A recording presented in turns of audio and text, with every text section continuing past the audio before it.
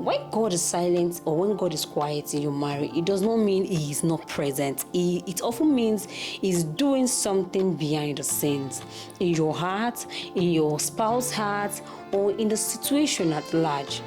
A silence may simply means, wait, I am still working. And you might think, oh, it's taking much time, it's taking much energy. You just have to what? You just have to wait. So it means remembering that storms are seasonal, but God is eternal. The silence will not last forever. One day, the clouds will part, and then your answers will come. You are not weak. You are not invincible. You are sane. God does not overlook your pain. Hey family, welcome back to the Love Diary with Victoria, your sacred space for real conversations about love, relationships, and faith. Today, I want to speak straight also to the heart. This episode is for anyone who has prayed and cried for their marriage, but still feels like heaven is silent. If you've been doing everything you can and yet you feel lonely, spiritually dry, and emotionally overwhelmed in your relationship, this is your word. Our topic today is when God is silent in your marriage, holding on in the storm. Let's talk about how to stay anchored, how to find strength, and how to trust that even in silence, God is moving. Marriage is one of the most sacred institutions God designed, a covenant of love, commitment, and beauty, and then unity also. But even within the beauty of this bond, there are seasons of hardship, and one of the most painful seasons is not just to endure your spouse distance, it's when it feels like God is distant too. Many Christian homes find themselves in this kind of place. You pray, you cry, you wait, yet there is no breakthrough, no answer, no sign of hope. So you now begin to wonder, is God listening? Does He even still care about my marriage? Why does heaven feel so silent when I need the help the most? This silence can shake your faith. It can cause you to question not just your marriage, but your relationship with God. But let me tell you something today. God's silence does not mean His absence. And holding on in the storm is often where faith grows the deepest. Now we need to understand the silence of God. God's silence in marriage often feels like it's an abandonment, but that's when we are desperate for restoration, for intimacy, communication, emotional connection, and we hear nothing from heaven. It feels like a divine rejection. But biblically speaking, silence is not uncommon. Job, David, Anna, and even Jesus Christ on the cross of Calvary all experienced moments where God was silent. Job lost everything, his wealth, his children, even his health. And for many chapters in scripture, God said nothing. Yet, Job's story ended up in restoration and not in ruin.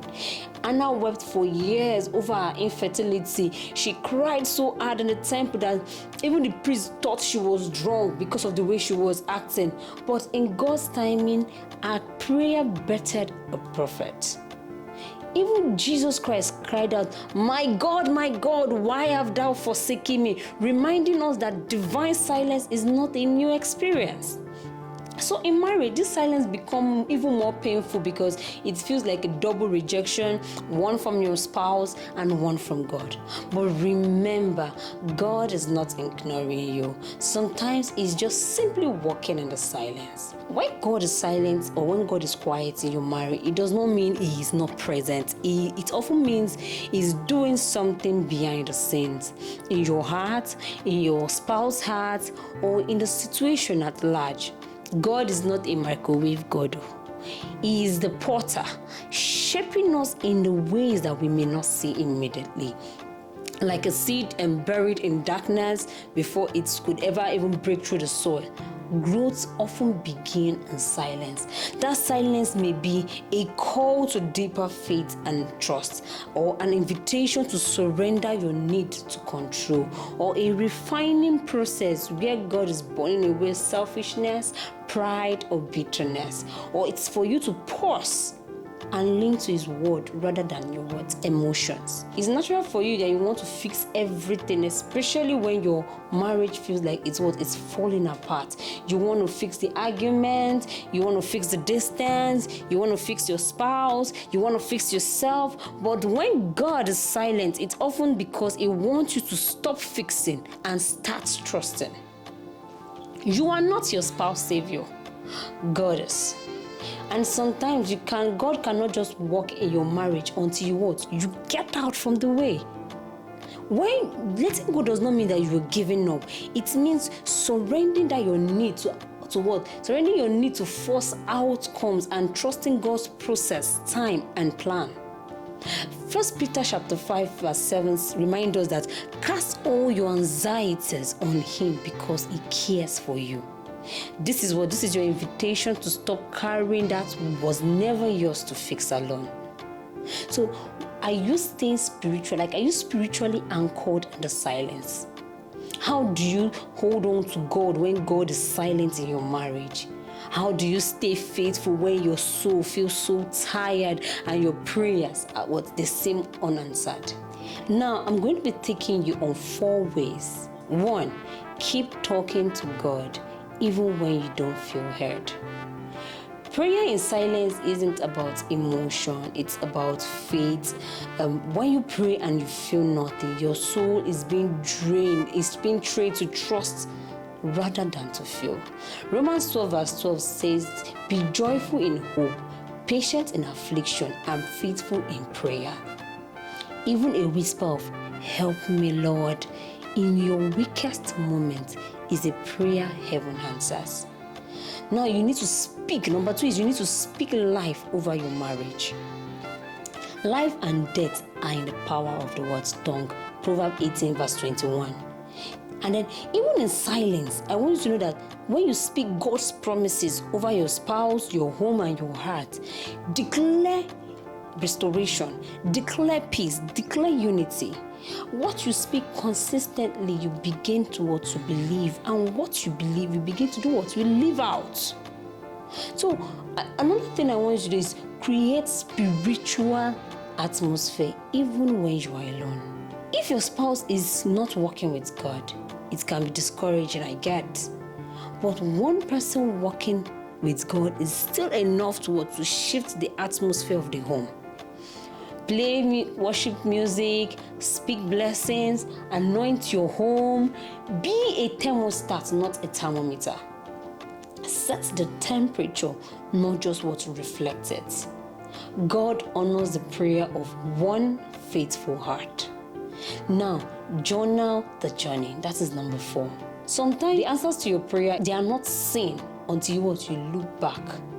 Journaling helps you to track the small mercies, how God gave you peace during a fight, how your spouse said one kind thing that when you expected coldness, how a verse touched you in your low moment. So writing it down reminds you that God has been present all along, even if silently. I want you to always trust God timing. I keep on saying it, trust God timing. Ecclesiastes 3 verse 11 says he has made everything beautiful in his time. Not your time, it's time. Now, one of the hardest parts about silence is the waiting. I get you're waiting for the change, you're waiting for the healing, you're waiting for clarity. But God often allows waiting to prepare us, to stretch us, and position us for something way, way, way more better. Now, you may want your marriage healed today, as soon as possible, ASAP, like now. But maybe God is preparing both of you not just to be better partners, but better servants, better parents, better reflection of his love. A silence may simply mean, wait, I am still working. And you might think, oh, it's taking much time, it's taking much energy. You just have to what? You just have to wait. As far as God is there, as far as God is in control, as far as you put everything in God's hand, wait. He is working.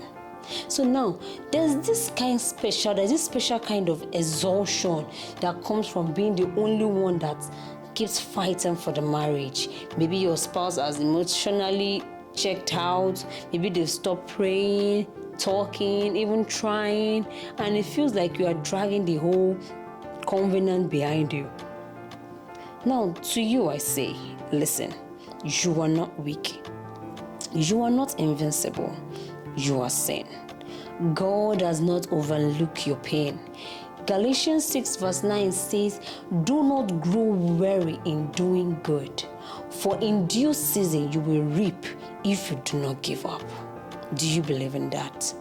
If your spouse does not come around, if your marriage doesn't heal the way you hope, God still promised to carry you. He wants to carry you, to restore you and lead you into that peace. Until then, do not give up.